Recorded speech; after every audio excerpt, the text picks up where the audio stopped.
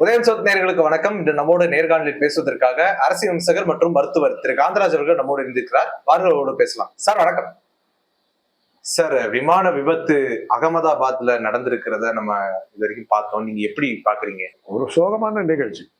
அதாவது எவ்வளோ விபத்துகள் நடந்திருக்குது. இது ஏற்படுத்தின ஒரு தாக்கம் வேற விபத்துகள் அது ஏற்படல. இது என்னமோ ஒரு மாதிரி மனசுக்கு ரொம்ப சங்கடமா இருக்கு. ஏன்னு புரியல. இதுக்கு முன்னாடி ஒரு ஒரு 40 வருஷத்துக்கு முன்னாடி அமெரிக்காவில இருந்து நியூயார்க்ல இருந்து எங்கிருந்த வாஷிங்டன்ல இருந்து கிளம்பல ஃப்ளைட்டு, இந்தியாவுக்கு வர்ற ஃப்ளைட்டு. அந்த ஃப்ளைட் அட்லாண்டிக் ஓஷன்ல விழுந்து அதுல இருந்து எல்லாருமே இறந்துட்டாங்க. அது எந்த வகையில தாக்கம்னா, அதுல இருந்த பெரும்பாலான பேசஞ்சர்ஸ் இந்தியர்கள். அதுல எனக்கு என்ன இதுனாக்க, சேலத்தை சேர்ந்தவர்கள் 15 பேர் அதில் ட்ராவல் பண்ணாங்க. அப்படி போயிட்டாங்க. அதுல என்ன இதுனாக்கா, அட்லாண்டிக் ஓஷன்ல விமான பயணம் ஆரம்பிச்சு அந்த இடத்துல விமான விபத்தே நடந்தது இல்லையா. அவ்வளோ சேஃப் பிளேஸா அந்த இடத்துல, அந்த அட்லாண்டிக் கடல்ல அந்த இடத்துல அந்த விபத்தே நடக்காத இடத்துல நடந்ததுங்கிறது ஒரு பெரிய விஷயம். அது என்னன்னா, அப்போ அதுக்கு அடுத்த ஃப்ளைட்ல இளையராஜா புறப்பட்டு வர்றாரு. அவர் எழுதுறாரு, தன்னுடைய அனுபவத்தில் எழுதுறாரு. அந்த பிளேன் புறப்பட்டு போகுது. நான் அவசரமா கேட்டிருந்தேன் டிக்கெட்டு. அவருக்கு அதில் கிடைச்சதா நம்ம தெரியல. அந்த பிளேன்ல போயிருக்கலாமோ, சீக்கிரமா போயிருக்கலாமே அப்படின்னு நினச்சிக்கிட்டு உட்காந்துட்டு இருந்தேன். பிளேன் புறப்பட்டு ஒரு மணி நேரம் நாங்கள் லவுஞ்சில் உட்காந்துக்கிட்டு இருக்கோம். தகவல் பிளேன் விழுந்துருச்சுன்னு. எனக்கு அடுத்தாப்படி ஃப்ளைட்டில் ஏறத்துக்கே யோசனையாக போயிடுச்சு. அந்த அளவுக்கு நான் அப்புறம் எல்லாம் தைரியப்படுத்தினாங்க. ஒரு பிளேன் விழுந்தா அடுத்த பிளேன் விழுணுங்கிறதுல நீங்கள் வாங்க அப்படின்னு சொல்லி, நான் ரொம்ப மிக பயத்தோடு ஏறின ஒரு விமான பயணம் அதுனால. அந்த அளவுக்கு அந்த விமான விபத்து பெருசாக பேச மாட்டேன். அது மாதிரி நிறைய விமான விபத்துகள் நடந்துருக்குது. இதே மாதிரி ஒரு பிரான்ஸில் ஒரு தடவை நடந்தது. இந்த பிளேனாவது ரன்வேல போய் மேலே ஏறிடுச்சு. ஓரளவுக்கு ஒரு 15-20 அடிக்கு உயரத்துக்கு போயிடுச்சு. பிரான்ஸில் நடந்தது என்னன்னா, ரன்வே முடிஞ்சிருச்சு, அந்த சக்கரமெல்லாம் உள்ள போயிடுச்சு, அப்படியே தரையிலேயே தேய்ச்சிக்கிட்டு போய் வெடிச்சிருச்சு. ரன்வேலே வெடிச்சிருச்சு. அத்தனை பேர் இறந்து போனாங்க. நிறைய நடக்கும். பட் ஆனால் இந்த விமான விபத்து நமக்கு ஒரு பெரிய அதிர்ச்சியை கொடுத்துருக்குறத மறுக்க முடியாது. அதில் பயணம் செய்தவர்கள் அத்தனை பேர் இறந்து போனாங்க, ஒருத்தர் தவறான்றாங்க. அதை விட தேவையில்லாம மருத்துவக் கல்லூரி மாணவர்கள் 20 பேர், பொது அங்கே வேலை பணியாளர்கள் எல்லாம் சேர்த்து ஒரு 70 பேர், அவங்க தலை விதியும் சேர்ந்து புரிஞ்சிருக்கு. அதுதான் நமக்கு ரொம்ப சங்கடமா இருக்குது. விமானம்னாவே இந்த போக்குவரத்துங்கிறதுல நம்ம விபத்தை தவிர்க்க முடியுங்கிறதெல்லாம் நடக்கிற காரியம் இல்லை. சைக்கிளில் போனால் கூட விபத்தை தவிர்க்க முடியாது. நீங்கள் நடந்து போறீங்க, விபத்தை எப்படி தடுக்க முடியும்? கல் தடிக்க விடுவீங்க. ஸ்டாப் வாட்டர் ட்ரைனேஜ் போடுறேன்னு சொல்லி மழைநீர் வடிகாலுக்கு இது பண்ணி பள்ளம் தோண்டி தோண்டி தோண்டி மேலே சிமெண்ட் பலகையை இஷ்டத்துக்கு போட்டு விட்டாங்க. நடைபாதையே இல்லை, நடைபாதைகளே இல்லை. அதில் போகிறதான்னாக்கா நீங்கள் இறங்கி ஏறி நீங்கள் எங்கேயோ வச்சுக்கிட்டு போனீங்கன்னா தடுக்கி கொடுத்துருவீங்க. ஆக நடந்து போனால் கூட ஆபத்து இருக்கு. தடுக்கி விழுந்து ஒருவேளை மண்டையில் அடிபட்டுச்சுன்னா முடிஞ்சு போச்சு. ஒரு படம் த்ரிஷா நடித்த படம் நினைக்கிறேன். அவங்க அப்படியே விழுந்து பின்னாடி அடிபட்டு அவங்க ஒரு மாதிரி மனநிலை பாதிக்கப்பட்டவங்களா போவாங்க. ஏதோ ஒரு படம் அவர் தலையில் அடிபட்டுரும். அது மாதிரி நிறைய இருக்குது. அது மாதிரி விபத்துங்கிறது எப்போ வேணாலும் நடக்கும். இப்போ வீட்டுக்குள்ளார விபத்து நடக்கிறது இல்லையா. இந்த குழந்தைகள் அண்டாவில் நம்ம தண்ணி வைப்போம். இப்போதான் நல்ல காலம் பைப் வந்ததுனால அப்படியே கொட்டிக்கிறோம், இது பண்ணிடலாம். அப்போல்லாம் அண்டாவில் தண்ணி பிடிச்சி வச்சிருப்போம். இந்த குழந்தை குனிஞ்சு எடுக்கிறது போகும், அண்டாவில் உளுந்து முழுகிடும், உள்ளே செத்து கிடக்கும். அதாவது அதனால விபத்துங்கிறது எல்லாருக்குமே எல்லா நேரத்திலுமே நடக்கிற ஒரு விஷயம்தான். இருந்தாலும் எல்லா விபத்து போலவே நமக்கு ஒவ்வொரு சமயத்திலையும் நமக்கு அதிர்ச்சியும் ஒரு வேதனையும் இருக்கும். இது போன்ற விபத்துகள் நடக்காம இருக்கணுங்கிறத அப்ப நம்ம இது பண்றோம். இதுல பல கேள்விகள் இருக்குது. அது நான் ஒரு ஏரோநாட்டிக்கல் இன்ஜினியர் இல்லை, அதனால எனக்கு அதை பத்தி விளக்கங்கள் சொல்ல தெரியாது. தவிர்த்திருக்கலாமோங்கிறது ஒரு கேள்வி, அவ்வளவு.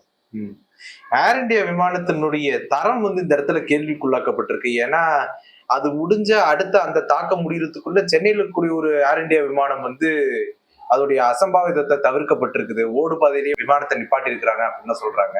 அதுவும் இல்லாம விபத்தான அந்த விமானத்துல ஏசி ஒர்க் ஆகல, டிஸ்பிளே ஒர்க் ஆகல, ஒரு லோக்கல் பஸ்ஸை விட ஒரு மிக தரம் குறைந்ததா இருந்தது அப்படிங்கிற மாதிரி ஒரு விமர்சனத்தை சொல்றாங்க. அந்த அனுபவம் எனக்கு நிறையா இருக்கு. அது இந்தியன் ஏர்லைன்ஸ்ல இப்போ அப்பதான் இந்தியன் ஏர்லைன்ஸ் எடுத்துட்டாங்க. டெல்லி போகும்போது ஹைதராபாத்தில் ஒரு ஸ்டாப் வரும். Chennai to Hyderabad, Hyderabad to Delhi. ஹைதராபாத்தில் ஒரு ஸ்டாப்பு, டிரான்சிட் பேசஞ்சர்லாம் ஏறுவாங்க. சென்னையில் ஏறிட்டோம், ஒரு 1.25 மணி நேரம் வேணுமா இது ஹைதராபாத் டிராவல். லைட்டும் போடல, ஃபேனும் ஓடல, வேத்து ஒழுகுது. என்ன அந்த நோ அப்போ தான் ஸ்மோக் பண்ணலாம், நோ ஸ்மோக்கிங் லைட்டும் ஆஃப் பண்ணல. சீட் பெல்ட்டை கட்டுன்னு அன்ஃபேஷன் யுவர் சீட் பெல்ட்னு சொல்லி அதுவும் வரல, போர்டே வரல. சீட் பெல்ட்டை போட்டே இருக்கேன். நானும் என் ஃப்ரெண்டு பேஜ் கேட்டோம், என்ன ஒன்றுமே இல்லை. ஒரு உள்ள ரூம் இன்ஃப்ளைட் சர்வீஸ் ஒன்று, காஃபி டீ எதுவுமே கொடுக்கல. என்னன்னா ஏசி ஒர்க் பண்ணல, எலக்ட்ரிசிட்டி சிஸ்டம் வந்து ஃபெயிலியராக இருக்குது. இவ்வளோ வச்சுட்டு எடுத்துக்கிட்டாங்க ஃப்ளைட். எடுத்துகிட்டு போய் ஹைதராபாத்தில் எங்களெல்லாம் இறங்க சொல்லிவிட்டு 3/4 மணி நேரம் ரிப்பேர் பண்ணி அப்புறம் எடுக்கிறான். என்ன அர்த்தம்? சென்னையிலேருந்து ஹைதராபாத் வர்ற பேசஞ்சர்லாம் சாப்பிட்டுங்கிற மாதிரில இருந்தது. நாங்கள் கம்ப்ளைண்ட் பண்ணோம், என்ன ஆக்ஷன் எடுத்தாங்கன்னு தெரியல. இதெல்லாம் நடக்கிறது. ஏர் இந்தியாவிலேருந்து எனக்கு நிறைய அனுபவங்கள் இருக்குது. முக்கால்வாசி தென்னிந்தியர்கள் நம்ம வந்து ஏர் இந்தியாவை நான் அவாய்ட் பண்ணிடுவேன். ஏன்னா அவங்க நம்மளை கொஞ்சம் மோசமாக ட்ரீட் பண்ணுவாங்க. அந்த ஏர் ஹோஸ்டர்ஸ், அந்த இவங்கெல்லாம், அந்த உள்ளே இருக்கிறவங்கெல்லாம் ஹிந்தி தெரியலையாம்பாங்க. அது சவுத் இந்தியா தெரிஞ்சாக்கா நம்மளை எல்லாமே ஹிந்தியில் பேசுவாங்க, எல்லாம் பண்ணுவாங்க.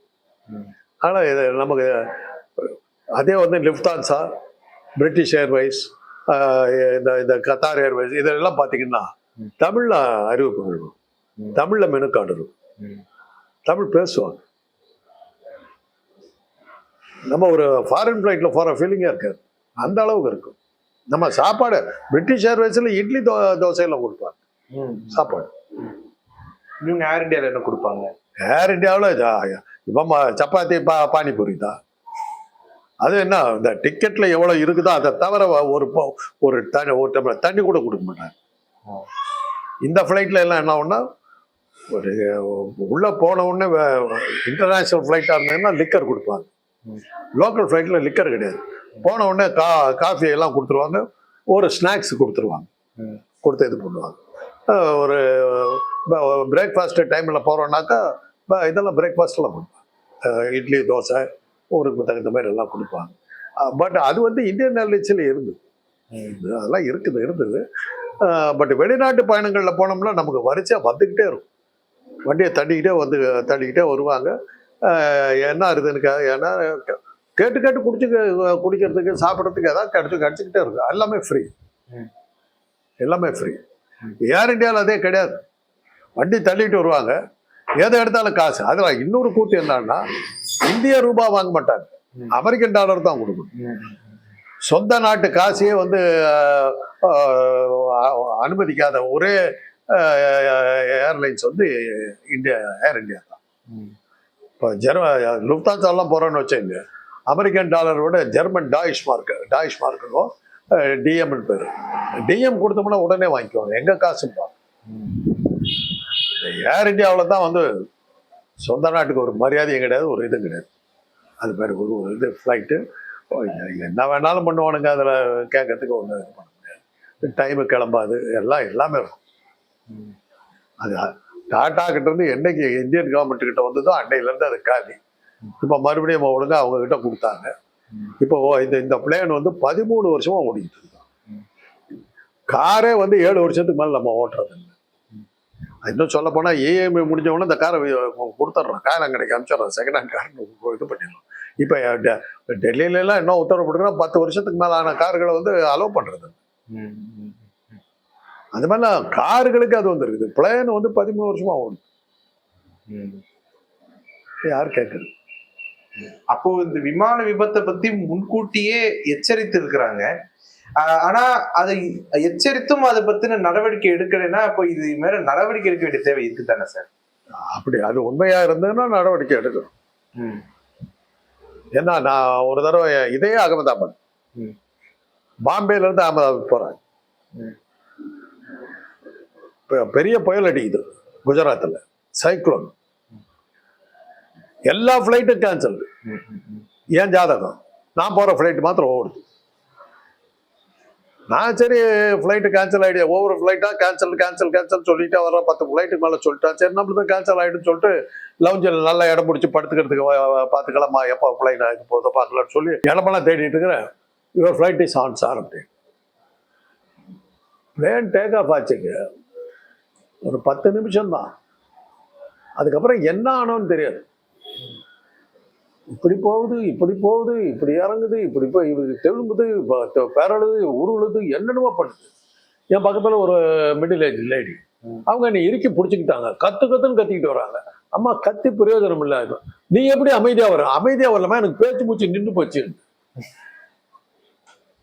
1.25 மணி நேரமா இன்னும் ஃப்ளைட் டைம், 1 மணி நேரம் இந்த மாதிரி அவசரம். கரெக்டாக அந்த அகமதாபாத் போகும்போது இது சரியாகி இறங்கிட்டோம். இறங்கினாக்கா அகமதாபாத் ஏர்போர்ட் அத்தாரிட்டிஸ் எல்லாம் வந்து எங்களை ரிசீவ் பண்ணி தைரியமாக இருக்கும், சாரி டன் மிஸ்டேக் அப்படி இப்படின்னா. நான் போனது வந்து வேர்ல்டு ஹெல்த் ஆர்கனைசேஷனுடைய மீட்டிங்.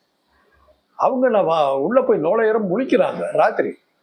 எப்படி வந்து நீ இந்த இவ்வளோ சைக்ளோன் எப்படி பிளேன் ஓட்டினாங்களா? ஆமாம். அவங்க உடனே கம்ப்ளைண்ட் பண்ணிட்டாங்க, இந்த வெதரில் பிளேனை ஓட்டிக்கிட்டு வந்திருக்காங்க அப்படி சொல்லி கவர்மெண்ட் கம்ப்ளைண்ட் பண்ணிட்டாங்க. ஆக்ஷன்லாம் எடுத்தாங்க. வெளிநாட்டுக்காரன் கொடுத்தான் கம்ப்ளைண்ட். ஏதோ ஒரு பிளானுக்காக பண்ணியிருக்கானுங்க, அதில் இந்த சிச்சுவேஷன்ல எப்படி இருக்காங்கன்னு ஏதோ ட்ரை பண்ணியிருக்கானுங்க, பொய் பேசியிருக்காங்க. ஏன்னா இந்த பதிவு போட்ட போது உடனே ஒரு கேள்வி வந்தது, ஸ்பேஸ்ல சாப்பாட்டுக்கு என்ன பண்ணியிருப்பாங்க, எதிர்பாராம நடந்து போச்சு, என்ன பண்ணுவாங்க, உயிர் பிழைப்பாரா மாட்டாரா, 1000 கேள்வி எல்லாம் போட்டாச்சு. போட்டுட்டு அப்போ ஸ்பேஸ்ல ஏது சாப்பாடு வந்து 1 நாள் 2 நாள் 10 நாள்லாம் பரவாயில்ல, 200 நாள் எக்ஸ்ட்ரா எப்படி இருந்தது உங்களுக்கு? இப்ப அந்த ஃபிளைட்ல இருந்து ஒருத்தர் எமர்ஜென்சி எக்ஸிட் மூலமா தப்பிச்சிட்டேன் அப்படின்னு சொல்றாரு இல்லைங்களா?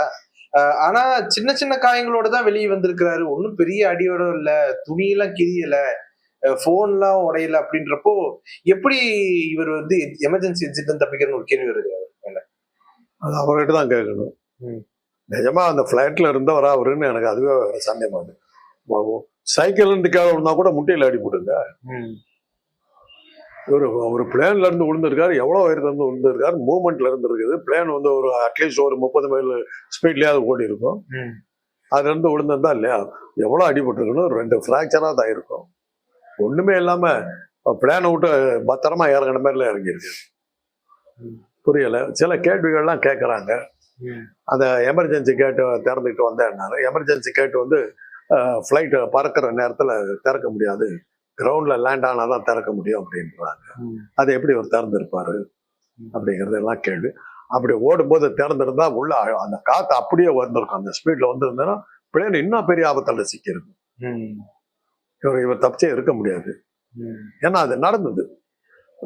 டேக் ஆஃப் ஆகிறதுக்கு முன்னாடி பாம்பே ஃப்ளைட்டில் நான் இருந்தபோது டக்குன்னு அந்த கதவை திறந்துருச்சு. ஒரு காற்று அடிச்சு ரன் அவன் வண்டி உடனே நிறுத்திட்டான்.